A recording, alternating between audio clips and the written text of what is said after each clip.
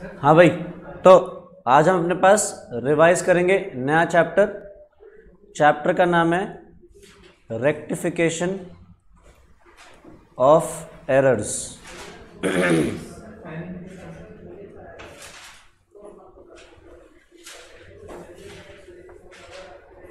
ठीक है, easy chapter है।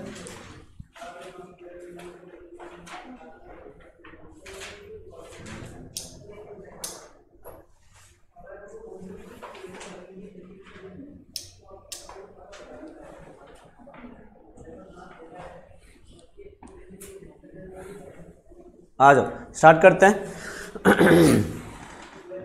अब रेक्टिफिकेशन ऑफ एरर्स में पहली चीज तो सबसे पहली बात, एरर क्या है। एरर बेसिकली अकाउंट्स में, आपने बुक्स ऑफ अकाउंट्स में किसी भी तरीके से कोई चीज गलती कर दी, वो हमारी एरर हो जाएगी। ठीक, और उस एरर को अगर हम सुधारते हैं तो क्या बोलते हैं हम, रेक्टिफिकेशन ऑफ एरर्स। ठीक है, अब हमने एरर्स में पहले सबसे पहले देखे थे स्टेजेस, किन किन स्टेजेस पे हमारे पास एरर्स हो सकते हैं। ठीक है, जिसमें सबसे पहला स्टेज क्या था, बिफोर प्रिपेयरिंग ट्रायल बैलेंस। ठीक है, ट्रायल बैलेंस बनाने से पहले अगर हम गलती करते हैं तो। दूसरा स्टेज क्या है, after preparing trial balance but before preparing final accounts. और तीसरा स्टेज क्या है, आफ्टर प्रिपेयरिंग फाइनल अकाउंट्स। ठीक है, इसको याद करो। मैंने क्लास में ऐसे बताया था कि जैसे तुम बचपन में मैथ्स के क्वेश्चन सॉल्व करते थे जो होमवर्क में मिलते थे, तो वैसे तो कभी किसी ने किया नहीं, बट मैं अज्यूम कर रहा हूं कि किसी ने तो किया ही होगा मैथ्स का होमवर्क।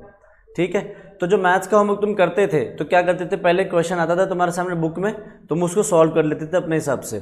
फिर कभी कभी जब तुम चेक करने बैठते थे तो ज़्यादातर आंसर पीछे मिल जाता था, पीछे की बुक से चेक कर, पीछे आंसर होता था उसे चेक करते थे। बट कभी कभी ऐसा होता था पीछे चेक करने से पहले ही तुम्हें खुद मिल जाता था कि तुमने कोई गलती करी है, तो क्या करते थे, तुम उसको वहीं काट देते थे और उसके ऊपर अपना सही आंसर लिख देते थे। ठीक, दूसरा क्या होता था कि तुमने सॉल्व कर दिया अपना और फिर तुम्हें पता चल रहा है पीछे चेक करने के बाद कि तुम्हारा आंसर गलत है, तो ये क्या हो गया तुम्हारा सेकंड स्टेज। कि एक तो है कि तुमने गलती पहले खुद ही लोकेट कर ली आंसर चेक करने से पहले, दूसरा तुमने आंसर चेक करने के बाद लोकेट करी अपनी गलती, तीसरा कि तुमने अपने हिसाब से सॉल्व किया, तुम्हारे हिसाब से आंसर जो आया वो पीछे के आंसर से मैच हो गया और तुम खुश हो गए कि भैया मेरी तो आंसर मैच हो गया। पर जब तुमने अपना रजिस्टर होमवर्क का टीचर को दिखाया, टीचर ने बताया कि तुमने गलती करी थी, लक बाय चांस तुम्हारा आंसर प्लस माइनस डिवाइड जो मर्जी करके मैच हो गया। ठीक है, तो ये तीन तरीके से तुम स्कूल में एरर्स करते थे, कुछ ऐसे ही एरर्स यहाँ पे भी हैं। पहला एरर है, हमने ट्रायल बैलेंस बनाई भी नहीं, ट्रायल बैलेंस बनाने से पहले ही हमने गलती अपनी पकड़ ली। तो अगर हम इस सिचुएशन में हैं, अगर इसको रेक्टिफाई करना है तो हम क्या करेंगे, एक स्टेटमेंट के थ्रू अपने एरर को रेक्टिफाई करेंगे। और अगर हमें वो स्टेटमेंट में डेबिट करना है तो हमारी स्टेटमेंट किससे स्टार्ट होती है, 2 से। और अगर हमें रेक्टिफिकेशन एंट्री में कुछ क्रेडिट करना है तो हमारा स्टेटमेंट स्टार्ट होगा बाय से। ठीक है, तो ये था हमारा फर्स्ट स्टेज। दूसरा स्टेज क्या था, ट्रायल बैलेंस हमने बना ली बट ट्रायल बैलेंस मैच नहीं हुई और फाइनल अकाउंट्स बना ही नहीं। क्यों नहीं बने, क्योंकि जब तक ट्रायल बैलेंस आपकी मैच नहीं होगी तब तक फाइनल अकाउंट्स नहीं बना सकते। तो ट्रायल बैलेंस बना ली बट वो मैच नहीं हुई, तो इस सिचुएशन में क्या होता है, हमने ट्रायल बैलेंस कब बनाई होती है, जब हम लेजर और जर्नल बना चुके होते हैं, मतलब जर्नल लेजर की पोस्टिंग हम कर चुके हैं। तो क्या होगा, अगर हमें इसको सुधारना है, यहाँ पे कोई गलती है इसको सुधारना है, तो हम पास करेंगे रेक्टिफाइंग एंट्री। ठीक है, क्योंकि क्या हुआ, हमने जर्नल और लेजर में डाल दिया है, पोस्टिंग कर चुके हैं। तो जैसे स्कूल में करते थे, तुम जाके गलती के ऊपर काट देते थे, यहाँ पे काट नहीं सकते, यहाँ में क्या करना पड़ेगा, एक रेक्टिफाइंग एंट्री पास करनी पड़ेगी, पुरानी चीज़ को जाके पीछे बैकडेट में डिलीट नहीं करोगे, ना ही उसके ऊपर काटा लगाओगे, तो वो पास होगा रेक्टिफाइंग एंट्री से। और तीसरा स्टेज है कि हमने फाइनल अकाउंट्स बना लिए हैं, उसके बाद गलती मिल रही है। तो लेट अस सपोज जैसे हम 2021 में कोई गलती करते हैं और बुक्स अब किसकी बना रहे हैं हम, 2022 की, ठीक है। तो 2021 में जो हमने एरर करा वो रेक्टिफाई अगर हम 2022 में कर रहे हैं तो हम क्या बोल रहे हैं, ये है after preparing the final accounts. हमने अपने हिसाब से जब क्वेश्चन सॉल्व करा था तो हमारा आंसर पीछे से टैली हो गया था, जो पीछे आंसर तुम्हें स्कूल में दिया जाता था बुक के अंदर। वैसे कुछ समझ लो कि ट्रायल बैलेंस तुम्हारी मैच कर गई, और मैच ट्रायल बैलेंस के बेस में तुमने ट्रेडिंग पे बैलेंस शीट बना दिया, तुम्हें अगले साल पता चल रहा है कि अरे पिछले साल तुमने कुछ गलती कर दी थी। तो इस सिचुएशन में हमें क्या करना पड़ेगा, पास करनी पड़ेगी एक रेक्टिफाइंग एंट्री, ठीक है। अब इस रेक्टिफाइंग एंट्री के अंदर मैंने एक चीज बताई थी, याद है किसी को, रेक्टिफाइंग एंट्री जो ये थर्ड वाली है इसके अंदर कुछ ध्यान रखना पड़ता है।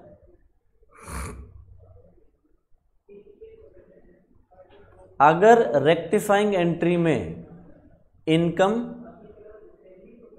या एक्सपेंस का अकाउंट यूज हो रहा है तो हम उस इनकम या एक्सपेंस का नाम यूज नहीं करेंगे, हम उसकी जगह पे यूज करेंगे क्या, P&L एडजस्टमेंट अकाउंट, ठीक है। सर समझ नहीं आया, देखो लेट अस सपोज 2021 में तुमने 20,000 रुपए की क्रेडिट परचेज रिकॉर्ड नहीं करी, ठीक है। तो 2021 में अगर तुम 20,000 की क्रेडिट परचेज रिकॉर्ड करते तो एंट्री क्या करते, बताओ। हाँ, 20,000 की परचेज करी तो क्या करोगे, परचेजेस डेबिट टू क्रेडिटर, ठीक, 20,000 से। अब ये वाली जो एंट्री पास करनी थी ये आपने एंट्री पास नहीं करी, 2022 में जाके पता चल रहा है अरे ये एंट्री मिस आउट हो गई।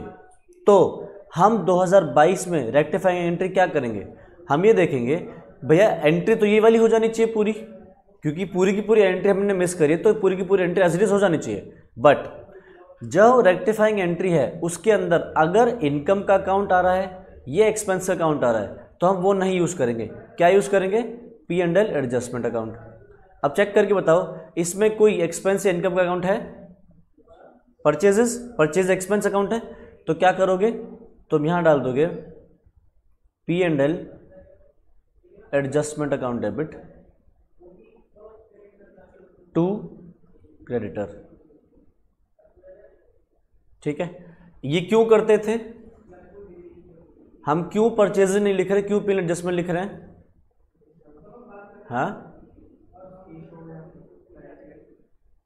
क्योंकि अगर मैंने यहां पे परचेजेस लिख दिया तो क्या हो जाएगा, ये परचेजेस इस साल के ट्रेडिंग अकाउंट में चला जाएगा और दिखाई देगा कि हमने इस साल परचेज किया है, बल्कि कब का परचेज है, 21 का है ना, तो इसलिए हम P&L एडजस्टमेंट लिखते हैं। इनकम या एक्सपेंस अगर यूज करोगे तो वो करंट ईयर के इनकम एंड एक्सपेंस को चेंज कर देगा, जबकि एक्सपेंस पिछले साल का है, इसलिए हम क्या कर रहे हैं, प्रॉफिट एंड लॉस में एडजस्टमेंट कर रहे हैं ना पुराने, इसलिए P&L एडजस्टमेंट वर्ड यूज करता है, ठीक है। हाँ, इसके अंदर ऐसे कुछ नहीं करना, अगर आप करंट ईयर में ही गलती ढूंढते हो और करंट ईयर में रेक्टिफाई कर रहे हो तो फिर कोई ध्यान नहीं कर, कुछ नहीं करना, नॉर्मल जो रेक्टिफाइंग एंट्री बनी वो बना देंगे। अगले साल अगर गलती रेक्टिफाई हो रही है तो हम उसके लिए इनकम एक्सपेंस के अकाउंट को P&L एडजस्टमेंट से रिप्रेजेंट करेंगे, ठीक है। तो ये तो हो गया हमारा stages of error. First stage error statement से रेक्टिफाई होगा, स्टेटमेंट अगर डेबिट करना है तो स्टार्ट होगा 2 से, क्रेडिट करना है तो बाय से। दूसरे स्टेज में रेक्टिफाइंग एंट्री, तीसरे स्टेज में रेक्टिफाइंग एंट्री, बस इनकम एक्सपेंस का हमें ध्यान रखना है, ठीक है। आगे इसके बाद थे हमारे टाइप्स ऑफ एरर्स, कितने तरीके के हमारे एरर्स हैं, तो क्या क्या थे, एक था एरर ऑफ प्रिंसिपल, दूसरा एरर ऑफ ओमिशन, तीसरा एरर ऑफ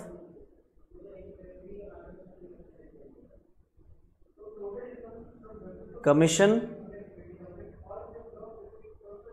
और चौथा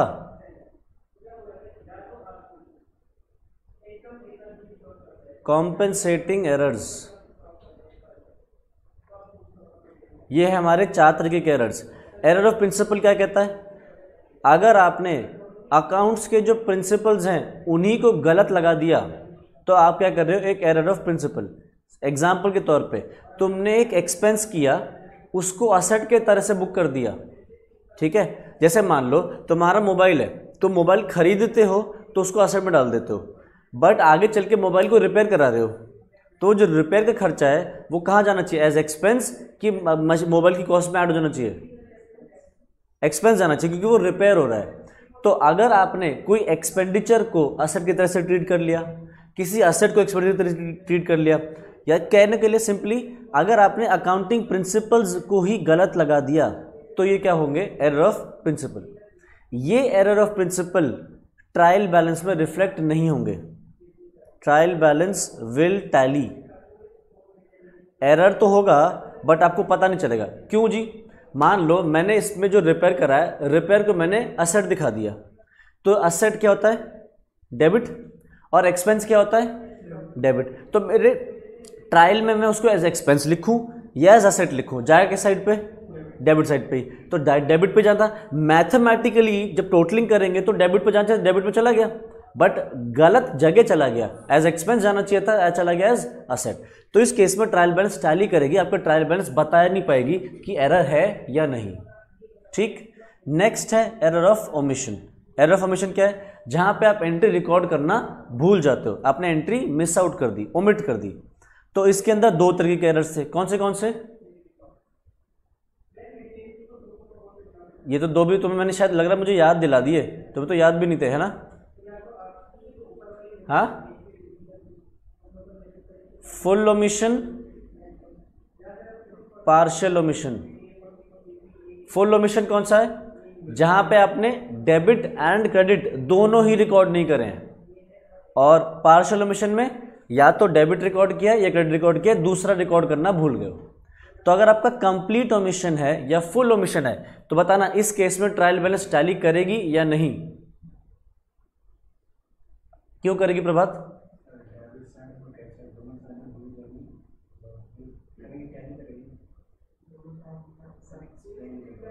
मैथमेटिकली अगर आपने ना डेबिट में कुछ डाला ना क्रेडिट में कुछ डाला, बाकी सब चीजें पूरी डाली हैं, तो क्या होगा? डेबिट और क्रेडिट बराबर से गायब है, सेम अमाउंट से अगर वो गायब हैं तो इस केस में ट्रायल बैलेंस विल टैली। और अगर आपका पार्शियल ओमिशन है, आपने डेबिट एस्पेक्ट रिकॉर्ड कर दिया, क्रेडिट नहीं किया, तो क्या होगा? ट्रायल बैलेंस में डेबिट साइड बढ़ जाएगी, क्रेडिट साइड छोटी हो जाएगी। या क्रेडिट साइड की पोस्टिंग कर दी, डेबिट साइड नहीं डाली, तो क्या होगा? क्रेडिट बढ़ जाएगी, डेबिट घट जाएगी। तो इस केस में trial balance will not tally. ठीक। एरर ऑफ कमीशन, इसको हम अपने पास दूसरे नाम से भी रिप्रेजेंट करते हैं, क्लरिकल एरर्स।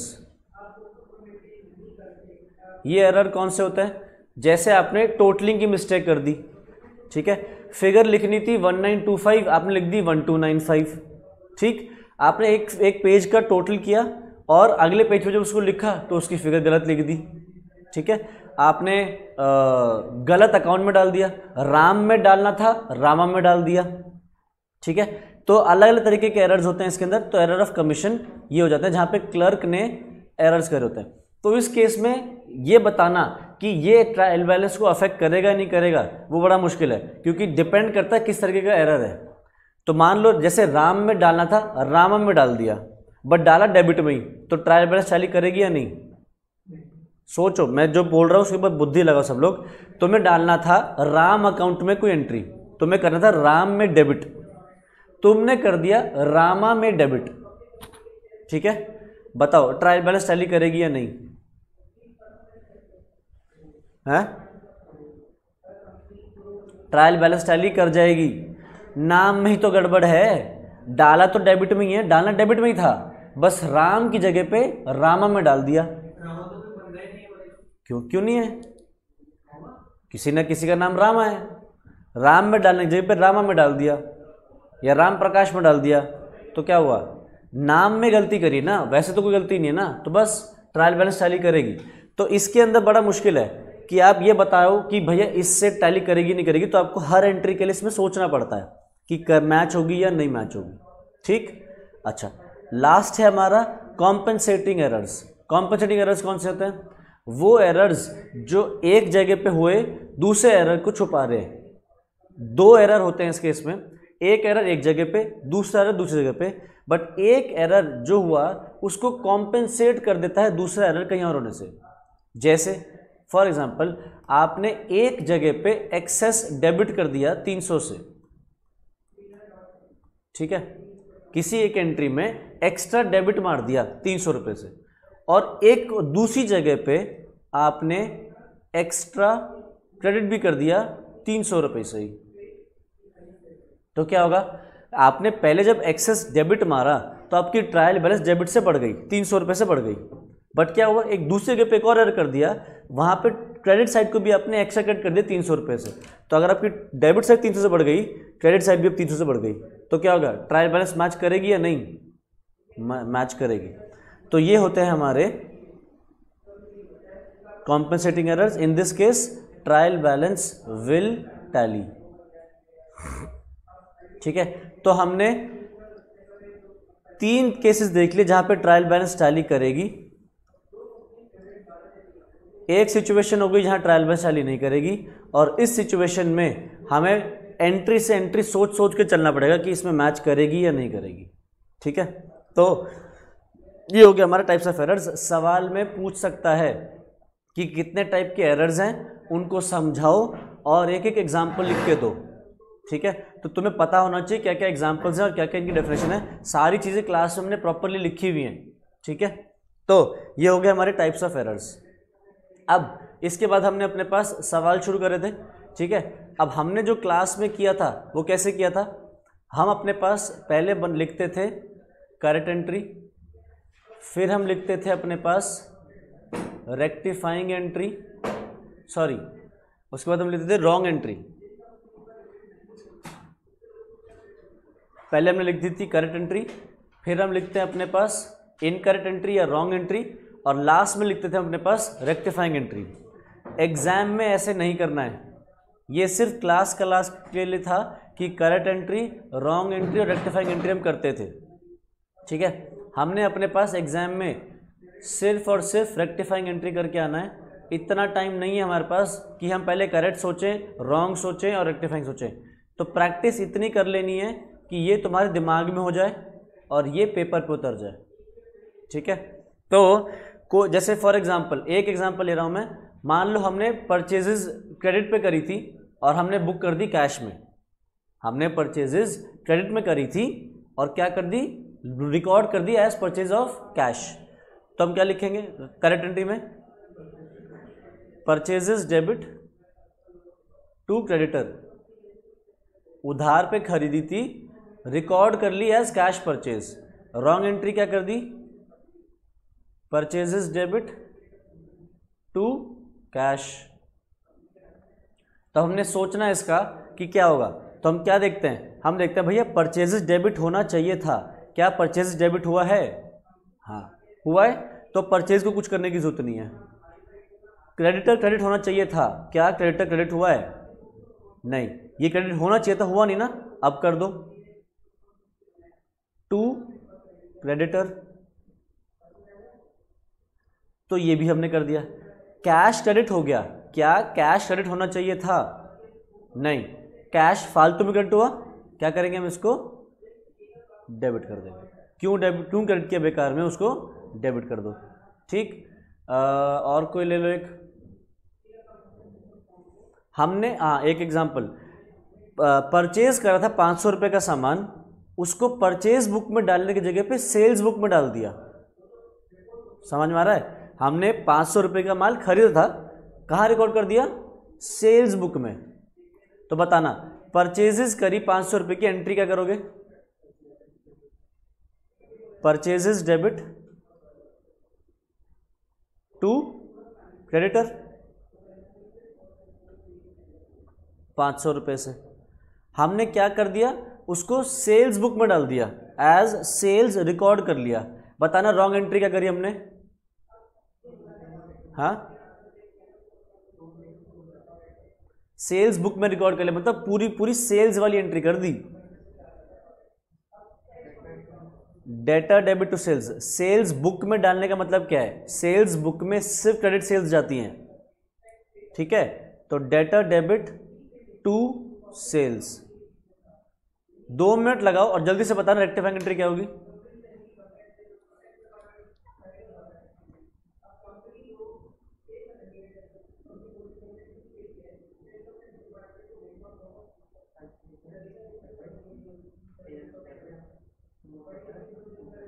बिल्कुल ठीक। Purchases debit, sales debit to creditor to debtor. आओ देखो कैसे, जिससे तो नहीं है समझ। हमें परचेजेस डेबिट करना चाहिए था, क्या किया डेबिट हमने? इसको चेक करो, नहीं किया ना, अब कर दो, परचेजेस को डेबिट कर दो, ठीक। क्रेडिटर बुक करना चाहिए था, क्रेडिटर क्रेडिट करना चाहिए था, क्या क्रेडिट किया है इसको? नहीं, तो अब कर दो।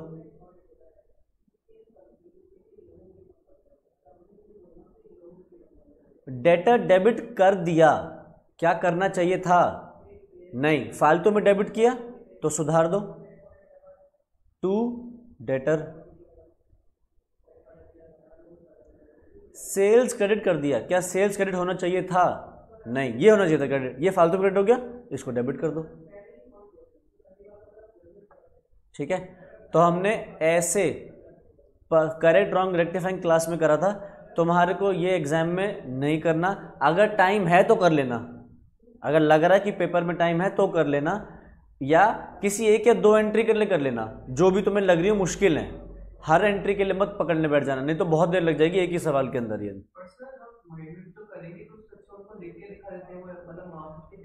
पर इतने मार्क्स, इतने मिनट का सवाल नहीं होता ना, एग्जाम इतना मिनट होते नहीं है ना, वो तुमसे सिर्फ ये मांगता है, उसको कोई मतलब नहीं है तुमने कैसे निकाला है ये, उसको सिर्फ अल्टीमेट ये आंसर चाहिए, ठीक है। अगर टाइम है तो कर लेना, अदरवाइज नहीं। या तुम्हारे पेपर में वैसे ही बड़े मार्क्स कम चल रहे हैं, तुम्हें लग रहा है कि यह पेपर ठीक तो जा नहीं रहा, तो फिर ऐसे में कर लो कि चलो कम से कम ये तो गलत ना हो, ठीक। अच्छा, एक जगह पे हमें कभी कभी यूज करना पड़ जाता है सस्पेंस अकाउंट। बताना सस्पेंस अकाउंट हमें कब यूज करना पड़ जाता है? जब हमारे पास एक एंट्री में गलती हो, मतलब डेबिट में या क्रेडिट साइड में कहीं एक जगह पे गलती हो, और या फिर कभी कभी ऐसा होता है कि एक अकाउंट में क्रेडिट साइड पे तो कुछ आ रहा है, डेबिट साइड पे कुछ नहीं आ रहा, या डेबिट साइड में कुछ आ रहा है, क्रेडिट साइड पे कुछ नहीं आ रहा, तो उस केस में हम सस्पेंस अकाउंट यूज करते हैं। जैसे अगर सवाल कह देता है कि सेल्स वॉज अंडर कास्ट ₹500। पहली बात तो मुझे इस वर्ड का मतलब बताओ, अंडर कास्ट का मतलब क्या होता है? हमने टोटल कम दिखाया है या दिखाना चाहिए था, क्या है? हमने टोटल कम दिखाया है या हमें टोटल कम दिखाना चाहिए? दिखाया है। हमने कम दिखाया है, ठीक है। मतलब सेल्स जितने से होनी चाहिए थी उसमें सेल्स 500 और बढ़ानी चाहिए थे, हमने 500 रुपये कम दिखाया। तो इस सिचुएशन में देखो, सिर्फ सेल्स में गलती है, ना तो डेटर में कुछ बता रहा है ना कैश में कुछ बता रहा है।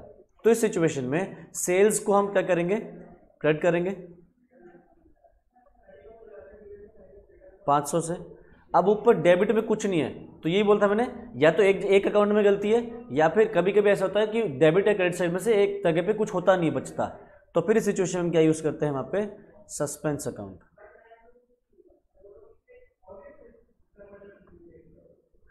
ठीक है। तो यहां पे हमारा सस्पेंस अकाउंट यूज हो जाएगा।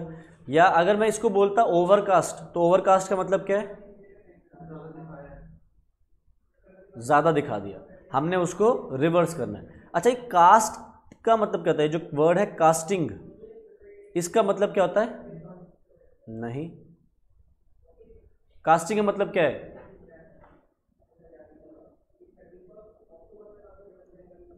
टोटलिंग। तो अंडर कास्ट का मतलब है अंडर टोटल किया है, ओवर कास्ट का मतलब ज्यादा टोटल कर दिया, ठीक है। तो कास्टिंग मीन्स टोटलिंग, ठीक है। तो इसके अगर सस्पेंस अकाउंट पता करना है तो सवाल में अगर कहीं पे भी लिखा है कि एक मतलब तुम्हें आइडेंटिफाई करना पड़ेगा कि एक अकाउंट में गलती है, तो वहाँ पे सस्पेंस अकाउंट तुम्हें यूज़ करना पड़ेगा।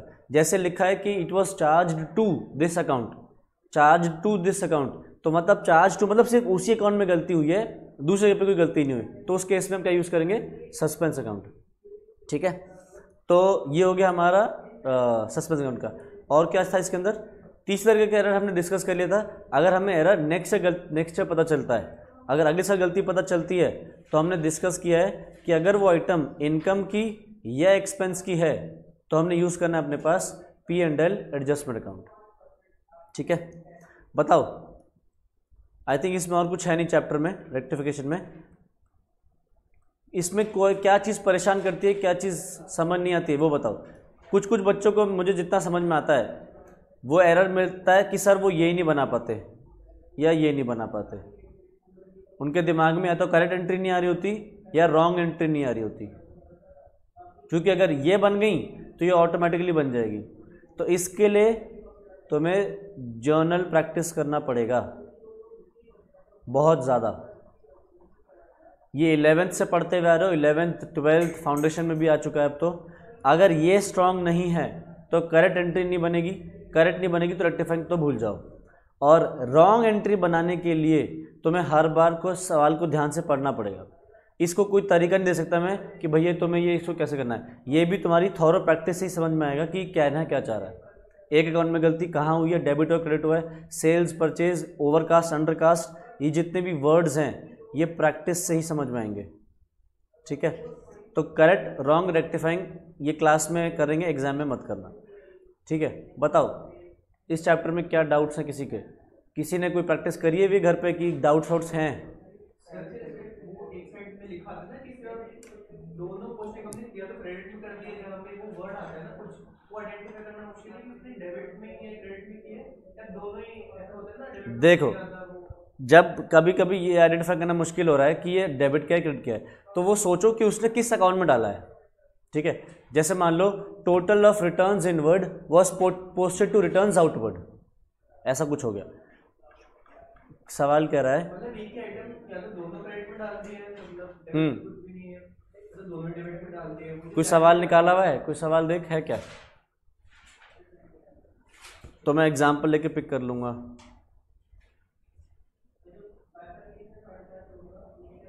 अच्छा, इसके अंदर एक चीज मुझे याद आई, अगर सवाल कह रहा है कि उन्होंने कैश बुक में गलती करी है, कैश बुक में एंट्री ओमिट करी है रिकॉर्ड करने से, तो कहीं भी रिकॉर्ड नहीं हुई, मतलब ना डेबिट रिकॉर्ड हुआ ना क्रेडिट रिकॉर्ड हुआ। कैश बुक एक प्रिंसिपल बुक ऑफ अकाउंट है, प्रिंसिपल बुक मतलब मेन बुक्स ऑफ अकाउंट्स है।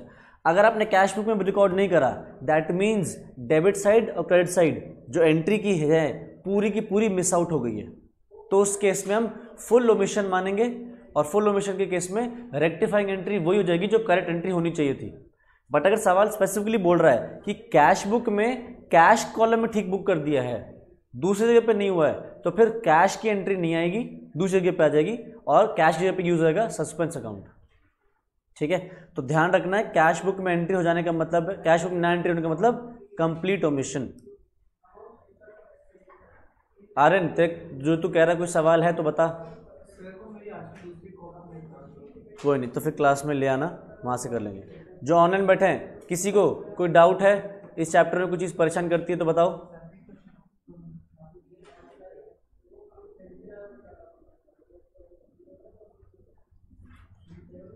नहीं तो ठीक है, यहाँ से हमारा ये वाला चैप्टर भी रिवाइज हो जाता है, ठीक है। किसी के पास भी कोई भी एरर्स हो, डाउट्स हो, तो मेरे पास ले आना, ठीक है। तो आज इतना ही करेंगे, ठीक है। इसके आगे नेक्स्ट क्लास में कंटिन्यू करते हैं। Bye bye.